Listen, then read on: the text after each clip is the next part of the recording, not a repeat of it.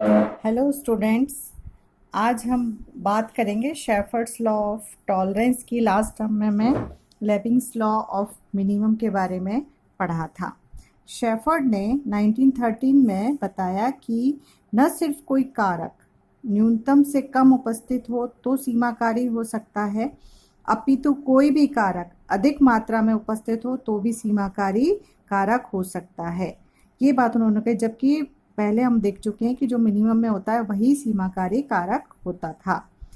अब इसमें नियम में और बातें जो बताई, शेफर्ड के अनुसार कोई भी कारक अत्यधिक हो या अति न्यूनतम हो मात्रा में उपस्थित हो तो जीवों की वृद्धि, वितरण एवं प्रजनन क्रिया पर प्रतिकूल प्रभाव पड़ता है और उसकी सफलता के लिए सीमाकारी कारक हो सकता है।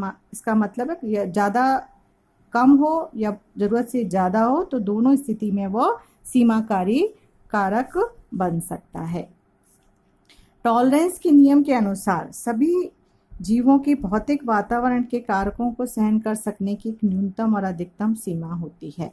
ये हम सब जानते हैं कि हमारे हर किसी की जो है वो अलग अलग एक सीमा होती है, कोई ज़्यादा सहन शक्ति होती है, किसी की कम होती है। इन दोनों सीमाओं के मध्य किसी एक स्थान पर वह सीमा होती है जिस पर वह उस कार्य को या उसमें जीवन की क्रियाएं उस दर उसकी अधिकतम होती हैं, और इस टेम्परेचर को या इस सीमा को हम क्या कहते हैं? ऑप्टिमम लिमिट कहते हैं। For example light, heat, water.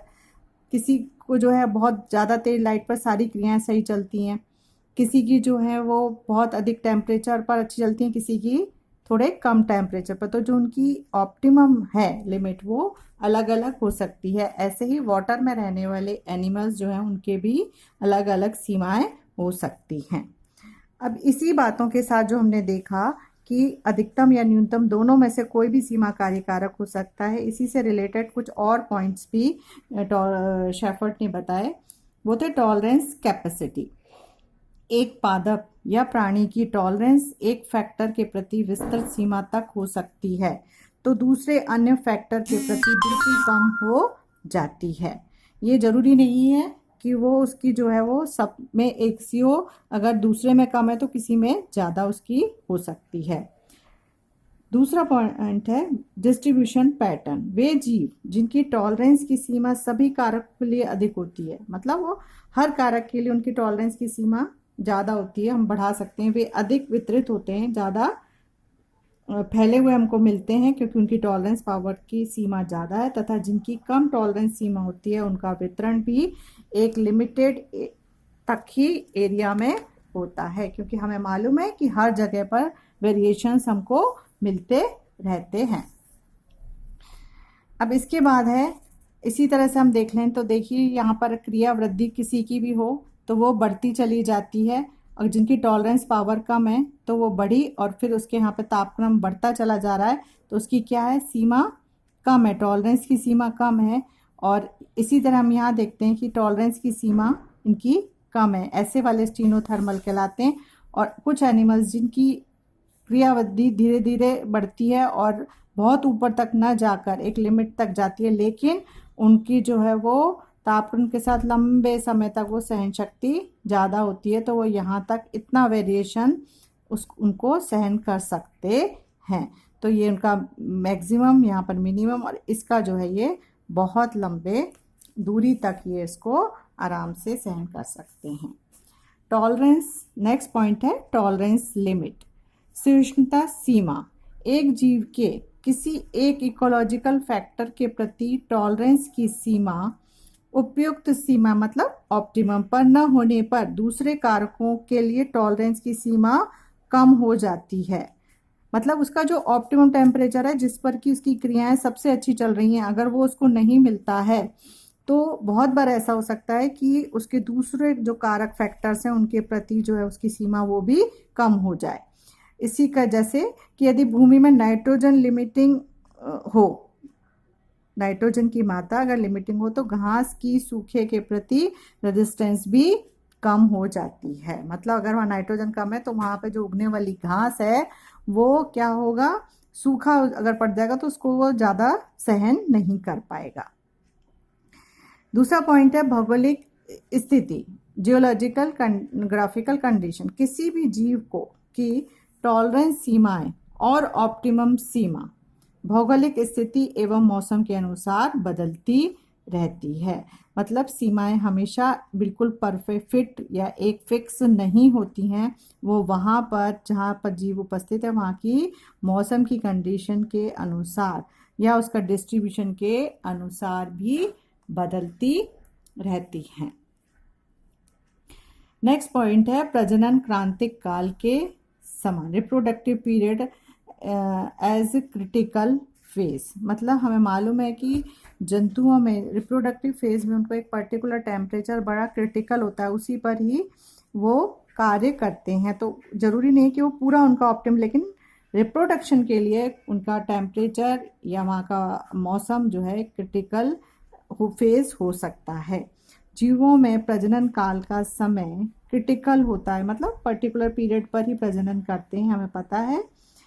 For example ये वयस्क ब्लू क्रैब जो है वो अपने समय पर ही करते हैं, तो वहाँ पर उनको टेम्परेचर अलग चाहिए होता है। इसीलिए हमें मालूम है बहुत सारे एनिमल्स जो हैं, बर्ड्स हैं, वो अपने माइग्रेशन करते हैं रिप्रोडक्शन के लिए भी।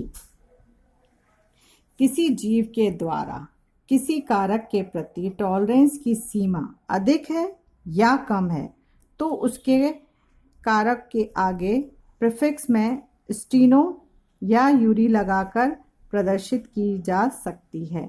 यूरी का अर्थ है कम और स्टीनो का अर्थ है अधिक सहिष्णुता। जैसा हमने आपको पहले बताया था, यहाँ पर भी हम देख सकते हैं कि किस तरह से ये जो है हमने पहले देखा था कि ये जो है स्टीनो है जिसकी उसमें कम है, और ये यूरी वाले हैं जो लंबे समय तक इसको सहन कर रहे होते हैं। और इस चार्ट में हम और समझ सकते हैं कि उपयुक्त सीमा, ऑप्टिमम सीमा जो है वो किस तरह से हमको दिखाई देती है। जीव की कम सरलता से जीवन व्यतीत करते हैं यहाँ पर शुरू में, और ऑप्टिमम आते आते तक उनकी क्रियाएं जो हैं वो मैक्सिमम हो जाती हैं और फिर धीरे धीरे वो कम होने लग जाती हैं अगर उनका ऑप्टिमम टेम्परेचर में वेरिएशन आ जाता है। तो उनका डिस्ट्रीब्यूशन जो है हम यहाँ पर देख सकते हैं कि काफ़ी अधिक समय तक मिलता है। इस ऑप्टिमम रेंज के पहले भी जीव की संख्या हमें कम मिलेगी और अधिकतम इस रेंज के सीमा के बाहर भी हमें जीवों की संख्या जो है वो कम मिलेगी। और पूरे इस जो उनका उपयुक्त सीमा है, ऑप्टिमम सीमा है, उसमें उनकी संख्या सबसे अधिक मिलती है। कुछ जो है नाम इसी तरह से उनकी सीमाओं के अकॉर्डिंग जिससे उनकी फैक्टर से संबंधित हैं, हम उनको नाम दिए। स्टीनोतापी, ड्यूरीतापी तापक्रम से संबंध रखते हैं, उसमें डिफरेंस अगर आता है तो। स्टीनो लवणी, ड्यूरी लवणी लवण से संबंध रखते हैं। स्टीनो जलीय जल से संबंधित होते हैं। स्टीनो भक्षीय जो है वो भोजन से संबंधित होते हैं। और स्टीनोबैथिक जो है वो यूरोबैथिक या गहराई से संबंधित होते हैं। उसके अकॉर्डिंग उनका हम उससे जैसे यूरी थर्मल बोलते हैं स्टीनोथर्मल, ऐसे ही इनके नाम भी हम देते हैं, ड्यूरोबैथिक, ड्यूरोभक्षीय, ड्यूरोजलीय, ड्यूरो लवणी। अब हम बात करते हैं, ये तो हो गई लॉ ऑफ टॉलरेंस की, मतलब सीमा जो है वो बहुत ज़रूरी नहीं है कि कम वाली ही सीमा कारक हो, अधिक वाला भी सीमा कारक हो सकता है, वो कुछ बातों पर निर्भर करता है। अब हम combined concept of limiting factors को देखते हैं। संयुक्त अवधारणा सामान्यतः प्रकृति की में जीव दो निम्नलिखित परिस्थितियों द्वारा नियंत्रित रहता है। पहला है जिन पदार्थों की जीवधारी को सबसे कम आवश्यकता होती है उनकी मात्रा एवं परिवर्तनशीलता तथा जैविक कारकों का प्रभाव उस पर निर्णायक होता है। ठीक है। और दूसरा है जीवधारी वातावरण के अन्य घटकों तथा स्वयं की परिवर्तनशीलता की सहनशीलता की सीमा से भी नियंत्रित होता है।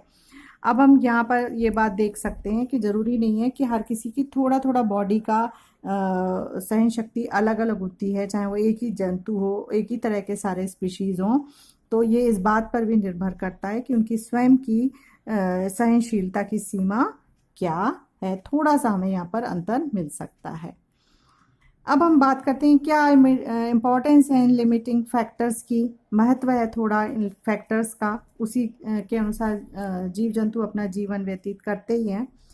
मनुष्यों में अगर हम देखें तो एक एग्जाम्पल से हम इसको समझ सकते हैं कि मनुष्य में 20 से लेकर 25 डिग्री तक सबसे अच्छा जीवन वो व्यतीत सर्वश्रेष्ठ करता है, मतलब ऑप्टिमम रहता है उसका। अगर 5 से कम हो जाता है तो उसकी जैविक क्रियाएं जो हैं वो कम हो जाती हैं, और अगर 40 से ज़्यादा हो जाए तो वो कठिनाई अनुभव करता है, अपनी क्रियाओं को करने के लिए कंफर्टेबल नहीं होता है। इसका मतलब अब ये हम कह सकते हैं कि 5 से लेकर 20 तक और 25 से 40 के ऊपर के तापक्रम, इस 5 से नीचे और 40 से ऊपर के तापक्रम जो है वो हमारे लिए क्या कहलाते हैं, जोन ऑफ फिजियोलॉजिकल स्ट्रेस, कार्य की दबाव क्षेत्र कहलाते हैं, जिसमें कि आदमी मनुष्य जो है वो कंफर्टेबल लेवल पर नहीं होता है।